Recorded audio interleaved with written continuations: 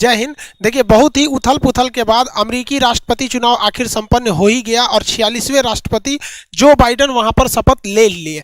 लेकिन इस शपथ ग्रहण समारोह थोड़ा सा अलग रहा क्योंकि कोरोना की वजह से उस तरह की बहुत बड़ी भीड़ भाड़ नहीं देखा गया और वहां पर जो कैपिटल हिल की जो घटना हुई थी ट्रंप समर्थकों द्वारा, उसके वजह से भी कई सारे प्रोग्राम को कैंसिल किया गया। और कमला हैरिस ने भी शपथ लिया, जो महिला है, भारत से उनकी माता का संबंध, जमाइका पिता से। तो ये एक तरह से देखा जाएगा जो बाइडेन के समय जो भी संबंध बनेंगे वो एक अस्थाई बनेंगे। इस तरह से परिवर्तन नहीं देखने को मिलेंगे जिस तरह से ट्रंप के समय देखे गए थे। ट्रंप जाते जाते भी अपना उटपटांग काम करके चले गए। देखिए, अमेरिकी परंपरा के हिसाब से या भारत में भी आप देखेंगे कि जब कभी भी सत्ता का परिवर्तन होता है तो जो पिछला राष्ट्रपति या प्रधानमंत्री होता है वो नए चुने गए राष्ट्रपति या प्रधानमंत्री को अपना पदभार देता है और उस समय वो समारोह में रहता है। हमारे यहाँ भी मनमोहन सिंह थे जब नरेंद्र मोदी 2014 में शपथ ले रहे थे तब, लेकिन इस समय डोनाल्ड ट्रंप इस शपथ ग्रहण समारोह में नहीं थे। और हद तो तब हो गया जब फ्लोरिडा चले गए और न्यूक्लियर जो बम होते हैं, परमाणु बम जो मिसाइलों के पासकोड होते हैं, उसे रखा जाता है एक न्यूक्लियर फुटबॉल नामक बैग में। ये बैग भी लेके फ्लोरिडा चले गए। अब ये बैग नियम है कि अमेरिकी राष्ट्रपति को हमेशा रखना रहता है। ये क्यूबन मिसाइल क्राइसिस के समय ऐसा देखा गया था जब क्यूबन मिसाइल क्राइसिस केवल एक गलती की वजह से, मतलब थोड़ा सा सावधानी नहीं बरत रहा था तो एक हम लोग तृतीय विश्व युद्ध अभी तक खत्म हो गया रहता है। वो रूस की पनडुब्बियों से क्या सीन था वो हिस्ट्री के क्लास में हम आपको इसके बारे में समझाएंगे। लेकिन जैसे ही जो बाइडेन ने शपथ लिया, इस जो न्यूक्लियर फुटबॉल नामक बैग था, इसका जो पासकोड था उसको रद्द करके दोबारा पासकोड जनरेट किया गया और जो बाइडेन की ऑफिस में नया फुटबॉल जो बॉक्स था उसे पहुंचाया गया ताकि इसमें न्यूक्लियर पासकोड को रखा जा सके। ट्रंप की पत्नी भी वैसे ही निकली। परंपरा के हिसाब से हर एक राष्ट्रपति जो होते हैं उनकी जो पत्नी होती है वो नए राष्ट्रपति की पत्नी को व्हाइट हाउस का टूर कराती है कि यहाँ ये ऑफिस है, ये है, एक परंपरा के लिए, ताकि वो एक सम्मानजनक लगे कि ये हमारा घर नहीं था, ये एक संवैधानिक घर है, हम इसमें हैं, इसके बाद आपका है, इसके बाद किसी और का होगा। तो ये ट्रंप की पत्नी भी ऐसा काम नहीं की। हद तो तब हो गया कि जब इनके सेवा में 4 साल से जो अधिकारी लगे थे तो हमेशा परंपरा यही रहती है कि जब कोई भी राष्ट्रपति की पत्नी जब यहाँ से विदाई होती है तो अपने से थैंक यू लेटर लिख के देती है। इन्होंने ये लेटर को भी नहीं लिखा, अपने कर्मचारी को कह दिया लेटर लिख दिया, उसी पे साइन करके दे दी। ये दोनों हस्बैंड वाइफ एक के जैसा था सब। जो बाइडेन अपनी ऑफिस संभाल लिए, अमेरिकी राष्ट्रपति के ऑफिस को ओवल ऑफिस कहते हैं। दुनिया में अन्य ऑफिसों के नाम भी आपसे एग्जाम में क्वेश्चन में पूछे जाते हैं, जैसे 10 डाउनिंग स्ट्रीट जो है वो ब्रिटेन के प्रधानमंत्री का है, जबकि ब्रिटेन की महारानी का है वो बर्मिंघम पैलेस है। अगर फ्रांस की बात करेंगे तो एलिस पैलेस है, फ्रांस के लिए है। रूस का क्रेमलिन पैलेस है और तुर्की का जो है व्हाइट पैलेस है। जापान का जो है वो टोक्यो में स्थित है इंपीरियल पैलेस। साउथ कोरिया का जो है वो ब्लू हाउस है। नॉर्थ कोरिया वाला जो किंग जोंग वाला पगला, उससे मिलने कौन जाएगा, कब मरवा देगा कोई ठीक नहीं होता है। देखिए, चाइना में ना 2 बिल्डिंग्स है जो मेन है। एक चाइना की जो कम्युनिस्ट पार्टी है उसका जो हेड ऑफिस है वो जोंग ननहाई में है, जबकि जो विदेशी लोग आते हैं मिलने के लिए उन्हें हॉल ऑफ पर्पल लाइट्स में बैठाया जाता है। जैसे भारत में भी ऐसे ही परंपरा देखने को मिलती है। राष्ट्रपति भवन तो बहुत बड़ा है, रायसीना की पहाड़ी पर जो राष्ट्रपति के लिए जाते हैं वहां पर जाते ही चाय पानी पीने के लिए। लेकिन जहां हमारे प्रधानमंत्री जी रहते हैं उसका नाम 7 रेस कोर्स रोड था, जिसे 7 RCR कहा जाता था, जिसे मोदी जी के आने के बाद उसका नाम बदलकर लोक कल्याण मार्ग रख दिया गया। लेकिन इसमें मोदी जी बहुत कम ही लोगों से मिलते हैं। इसमें मुलाकात के लिए हैदराबाद हाउस है जो हैदराबाद में नहीं होकर दिल्ली में है। तो ये सब याद रखिएगा, ये एग्जाम में पूछेगा, मत मार देंगे हैदराबाद हाउस तेलंगाना में है। टॉपिक पर आते हैं। जो बाइडेन के आने से बहुत सारी चीजों में स्थिरता देखने को मिलेगी। ट्रंप जो मजाकिया बन के हर चीजों से हटते जा रहे थे, बाइडेन उसमें बहुत सारा सुधार लाएंगे। ट्रंप के आने के बाद अमेरिका में नस्ल भेद यानी गोरे और काले के बीच में जो दूरियां थी काफी बढ़ गई थी, चाहे वो हत्या भी बढ़ गई थी। आप देखेंगे किसी अश्वेत पर वहां की पुलिस तुरंत गोली चला देती थी, जबकि कैपिटल हाउस पे हजारों की संख्या में लोग घुस गए और केवल 5 लोगों की जान चली गई। अगर यही 1000 की संख्या में अगर ब्लैक लोग वहां घुसे रहते ना, कम से कम 500 लोगों की जान गई रहती ट्रंप के प्रशासन में। तो जो बाइडेन एक विधेयक लाने जा रहे हैं जिसमें इस कानून को और सख्त किया जाएगा और ये क्लाइमेट चेंज, जो पेरिस क्लाइमेट चेंज था और CO2 को कंट्रोल करने के लिए बात थी, जिसमें डोनाल्ड ट्रंप अब खुद को अमेरिका को पीछे कर लिए थे। इन्होंने घोषणा कर दिया कि ये पर्यावरण को और स्वच्छ बनाने के लिए पेरिस क्लाइमेट चेंज का दोबारा हिस्सा बनेंगे। साथ ही WTO में जो अमेरिका थे अपने 400 करोड़ के जो $400 करोड़ की जो फंडिंग थी उसे रोक दिया गया था। जो बाइडेन ने घोषणा कर दिया कि आते वो WHO के भी सदस्य बनेंगे और वो वापस से फंडिंग भी इसे देना चालू करेंगे। शुरुआत से ही जिस तरह से ट्रंप जो थे वो ज्यूज यानी यहूदियों के वोट के फेवर में थे और वैसे ही चुनाव के समय भी जब चुनाव चल रहा था तो हमने एक वीडियो में बताए भी थे, ये मुस्लिम वोटर्स को लुभाने के फेर में थोड़ा सा ज्यादा रहते हैं। तो इन्होंने ट्रंप के समय में बहुत सारे ऐसे मुस्लिम कंट्री थे जहां पे आतंकवाद ज़्यादा था, जैसे इराक हो गया, ईरान हो गया, सोमालिया हो गया, तो यहाँ सब के मुस्लिम्स के ट्रैवल बैन लगा दिया गया था। जो बाइडेन आते ही इसे हटा दिए हैं। साथ ही ये ईरान से कुछ ज़्यादा अच्छे रिलेशन रख रहे हैं, ये हमारे लिए अच्छा है। ईरान से जो रिलेशन रखा जा रहा है वो अच्छा है, हालांकि ईरान इसी का फ़ायदा उठा के अपना यूरेनियम एनरिचमेंट जो 5 से उठा के 20% कर दिया, क्योंकि परमाणु बम बनाने में जो 80% खर्चा आता है या जो 80% मेहनत होता है वो यही होता है कि भैया आप 20% प्योर यूरेनियम इनरिच कर ले, लेकिन परमाणु बम में 80% मतलब शुद्ध यूरेनियम का प्रयोग होता है।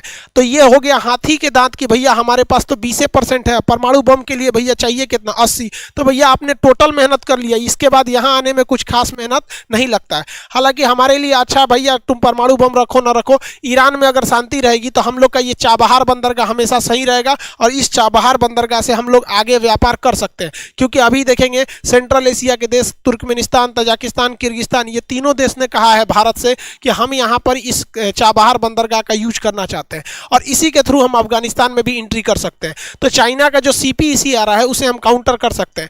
हमारा रेल प्रोजेक्ट और हमारे पाइपलाइन, हमारा ईरान से पाइपलाइन भी आ रहा था, ट्रंप के विरोध की वजह से हम लोग उसे नहीं ला पाए, तो ईरान से इनके रिश्ते अच्छे रहेंगे, तो ये भारत के लिए बहुत ही पॉजिटिव साइन है। हालांकि हमारे लिए एक ये खराबी है कि ट्रंप की तरह अमेरिका, ट्रंप प्रशासन में जिस तरह चाइना के खिलाफ रहता था, अब बाइडेन के शासन में अमेरिका चाइना के उतना खिलाफ नहीं रहेगा, बिजनेस को खोल दिए जाएंगे और चाइना का भी मन बढ़ जाएगा। चाइना ने इसका हालिया घटना किया है, अरुणाचल प्रदेश के जो गांव था विवादित, जो भारत का था, उस पर उसने बहुत पहले से कब्जा किया रखा था, उस पर उसने अपने गाँव को बसाना चालू कर दिया है। ये जो है ये अपर सुबनासी डिस्ट्रिक्ट में ये पड़ता है अरुणाचल प्रदेश में। आपसे क्वेश्चन पूछेगा, एग्जाम में पूछा भी है, अरुणाचल प्रदेश का पुराना नाम क्या था? नेफा था, नॉर्थ ईस्ट फ्रंटियर एजेंसी था, नेफा नाम था इसका। अब ये पहले ये एकमात्र राज्य था जिसे पहले विदेश मंत्रालय देखता था, बाद में जब इसे पूर्ण राज्य का दर्जा मिला तब इसे गृह मंत्रालय देखने लगा, तो ये उसे दक्षिणी तिब्बत कहता है। अब यहाँ के विवादित एरिया में अगर वो गांव बना लिया है तो भारत के लिए ये बहुत खराब बात है, क्योंकि हमारी सुरक्षा पे ये एक सेंध लगाने जैसा है, जबकि हमारा कुछ खास प्रतिक्रिया भी नहीं रह गया। इस पर प्रतिक्रिया भी आना चालू हो गई कि हमारे इस राज्य पर कब्जा क्यों किया गया। तो भैया दो हमारे यहाँ जनबे करते हैं, हमारी पार्टी अच्छी तुम्हारी पार्टी अच्छी। एक सरकार कह दी कि भैया ये हमारे समय से थोड़ी था, ये तो कांग्रेस के समय से था, 1959 के समय से था, ये कोई जवाब थोड़ी है। ये कह रहे हैं कि हमारा उस समय जन्म ही नहीं था, मतलब आप समझ रहे हैं, हमारा पल्ला झाड़ लो। ये राष्ट्रीय मुद्दा है भैया, किसके समय से था किसके नहीं। अरे भैया आप देखिए नेपाल, ये नेपाल इधर से चल रहा है, हम लोग को भी एग्रेसिव रहना पड़ेगा। ये हमारे लिए एक बहुत दुखद खबर है कि एक और जब हम गलवान में फंसे हैं, दूसरे ओर चाइना और अरुणाचल प्रदेश में बता रहा। आपको ये कहने की हिम्मत नहीं पड़ती हमारे सरकार में किसी को भी कि ये तिब्बत जब तुम्हारा है ही नहीं है तो ससुरा तुम्हारा ये दक्षिणी तिब्बत कैसे हो गया। आज भी हमें वन चाइना पॉलिसी पे साइन करना होता है, चाहे वो नेहरू हो चाहे वो नरेंद्र मोदी हो। वन चाइना का मतलब होता है कि चाइना और ताइवान जो एक अलग देश है, दोनों एक ही है, इसी को कहते हैं वन चाइना पॉलिसी। तो कम से कम इसका तो विरोध करना चाहिए कि आप वन इंडिया पॉलिसी मानिए, मतलब अरुणाचल प्रदेश मेरा है, आप POK और अक्साई चीन भी मेरा है, आप वन इंडिया मानिए, तब ना हम वन चाइना पॉलिसी मानेंगे। लेकिन हम वहां नहीं कहते हैं, तो ये हमारे लिए एक नेशनल सिक्योरिटी का एक बहुत बड़ा इशू है। जो बाइडेन की सरकार में सबसे ज्यादा अगर फायदा किसी को होगा तो पाकिस्तान में होगा, क्योंकि जो बाइडेन खुलेआम कह चुके हैं, जब ये सरकार में भी नहीं थे, 370 के विरोध में भी थे और ये भारत के CAA और NRC के में भी विरोध में थे। हालांकि इन लोग के विरोध करने से कुछ खास होता नहीं है, क्योंकि जो भी आंतरिक मामला है ये भी गृह मंत्रालय के अधीन में है, क्योंकि यूनियन टेरिटरी है और ये नागरिकता भी गृह मंत्रालय के अधीन ही आता है। लेकिन हाँ, एक इंटरनेशनल इशू बनाने के लिए एक बहुत बड़ा मुद्दा हो जाता है। तो इसके लिए भारत को भी पाकिस्तान के अंदरूनी समस्या को वर्ल्ड लेवल पर उठाना चाहिए, ताकि वो इस चीज को काउंटर कर सके। हालांकि भारत के लिए यहाँ एक प्लस पॉइंट ये होगा कि डोनाल्ड ट्रंप कहते थे कि अमेरिका जो है अफगानिस्तान से अपनी सेना बुला लेगा। जब यहाँ से अफगानिस्तान से सेना बुला ली जाएगी अमेरिका की, तो यहाँ पे आतंकवादी पनपने लगेंगे। पाकिस्तान के इशारे पे वो आतंकवादी भारत में अटैक करने लगेंगे। बहुत सारे ऐसे आतंकवादी हुए थे हमारे यहाँ। जो 1999 के आखिरी दिन में जो प्लेन हाईजैक हुआ था IC-814, उसे भी कंधार लेके जाया गया था। तो डोनाल्ड ट्रंप का कहना है, इसका बाइडेन का कहना है कि हम यहाँ से अपनी फौज वापस नहीं बुलाएंगे, अभी यहाँ पे हम फौज रखेंगे। तो हमारे लिए तो एक तरह से फायदा भी है, लेकिन इसका ज्यादा फायदा उठा लेगा पाकिस्तान। पाकिस्तान कहेगा आप वहां जाइएगा कैसे, भारत आपको इस रास्ते से जाने ही नहीं देगा, क्योंकि भारत के लिए स्वाभिमान बड़ा चीज होता है, पैसा नहीं होता है। वो कहता है हमारे यहाँ से जाइए ना, कोई दिक्कत नहीं है, यहाँ से जा सकते हैं। तो इसके लिए वो एक मोटी रकम को ले सकता है, और ये भारत पाकिस्तान के लिए एक बहुत बड़ा होगा, क्योंकि उसकी अर्थव्यवस्था पूरी तरह से चौपट हो रही है। उसकी सेना वाला, उसकी सेना में भी बहुत हालिया, उसकी सेना भी बहुत मतलब अच्छे दौर से नहीं गुजर रही है। उसके अफसर वगैरह को भी अमेरिका ने बैन लगा दिया था, लेकिन बाइडेन उसे हटा देंगे। ये भाई साहब लोग के लिए खुशी का ठिकाना नहीं। आप इनका जरा सा जेस्चर देखिए इनको, ये यूएनओ में दुनिया के टॉप जितने भी राष्ट्रपति प्रधानमंत्री होते हैं उनके सामने बैठ के ये यूएन में भाषण दे रहे हैं। इस तरह से टेक लेके हम लोग क्लास लेने में शर्म लगता है, किस हिसाब से यहाँ पे भाषण दे रहे हैं समझ में नहीं आता। खैर कोई बात नहीं भैया, आपका देश है, आपकी आर्मी है, बाइडेन आ गए, देखिए आप लोग को क्या होता है। लेकिन बहुत कुछ होने वाला नहीं है, क्योंकि जो पाकिस्तान है उसकी अर्थव्यवस्था बहुत चौपट हो रही है, करप्शन इतना ही ज़्यादा बढ़ चुका है, और इनके नेताओं के बड़बोलापन, हम भारत पे छोटे छोटे परमाणु बम रखे हैं, टैक्टिकल हमला कर देंगे, और उल्टे सीधे डिसीजन ने इतना बेवकूफ़ी भरा कदम उठा दिया यहाँ पर जिसका कोई हद नहीं।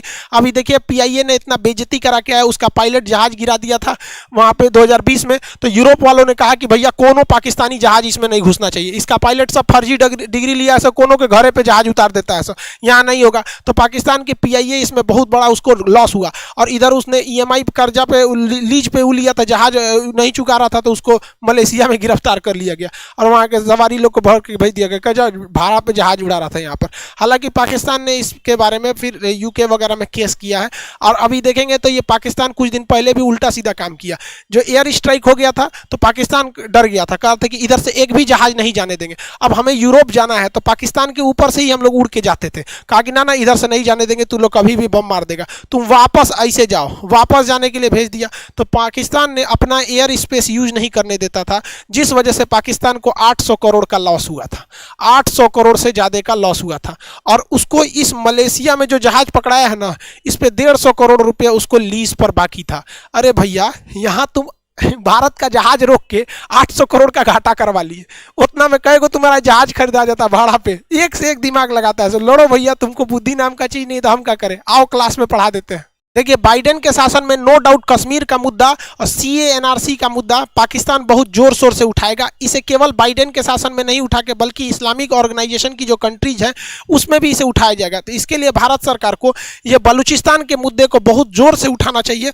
और यहाँ पर सिंध देश का जो विवाद हो रहा था, सिंध देश को अलग देश मांगने की, तो इसको भी उठाना चाहिए। हालांकि पाकिस्तान इसे ईजिली दबा देगा, क्योंकि ये बहुत बड़ा विद्रोह नहीं है और पाकिस्तान इसे ईजिली टूटने नहीं देगा। इन लोग के जो विद्रोह का तरीका भी होता है, अलग अलग देश के लोगों के नेताओं के पोस्टर वगैरह के थ्रू कहते हैं कि हमारी ये लोग क्या करें, हेल्प करें। हालांकि भारत बहुत ही जल्दी ये जो POK है इसको तो वापस ले आ भी सकता है। हमारी थल सेना प्रमुख का भी अपने स्टेटमेंट सुना होगा कि गवर्नमेंट जब इसको लिए कहेगी हम इसके लिए क्या बैठे हैं, तैयार हैं। हालांकि इस पे पाकिस्तान के लिए, पाकिस्तान हर जगह पे देखेंगे तो भारत को कहीं नहीं, ऐसा कोई भाषण नहीं होगा विश्व लेवल पे जिसमें उसमें कश्मीर का नाम नहीं लिया होगा। लेकिन वो भूल जाता है कि बलूचिस्तान में क्या हो गया, कैसे वहाँ पे मजदूरों को गोली मार दिया जाता है, वहाँ पे जो अहमदिया मुस्लिम है उनको मारा जाता है, बहुत सारे जो वहाँ जुल्म होते हैं, इसको नहीं उठाता है। भारत को भी इस मुद्दे को जोर से उठाना चाहिए। और साथ ही चाइना से भी अरुणाचल प्रदेश के मुद्दे को जब वो दक्षिणी तिब्बत कहता है तो हमें इंटरनेशनली ये कहना चाहिए कि भैया तिब्बत तो तुम्हारा है ही नहीं है, तुमने पंचशील समझौते को तोड़कर तिब्बत का कब्जा किया था बाद में अरुणाचल प्रदेश वाले एरिया में।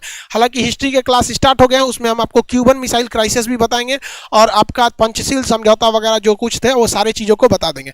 क्लास पटना में ऑफलाइन स्टार्ट हो गई है, यहाँ पे भी ये हो गया है और इस वजह से थोड़ा सा वीडियो आने में लेट हो गए थे। हालांकि धीरे धीरे यहाँ सब एडजस्ट हो जाएगा तो वीडियो आपका यूट्यूब पे भी आता रहेगा। एप्लीकेशन पे भी क्लास रेडी है, आप चल रहे हैं। 1 से 2 दिन में आपका एप्लीकेशन पे भी एडमिशन क्लोज कर दिए जाएंगे। तो जिन्हें हिस्ट्री में एडमिशन लेना था वो एडमिशन ले लेंगे लोग एप्लीकेशन पे, क्योंकि अब वो 1-2 दिन के अंदर वो भी क्लोज हो जाएगा। आई होप आप इसे समझे होंगे। मिलेंगे नेक्स्ट क्लास में। जय हिंद।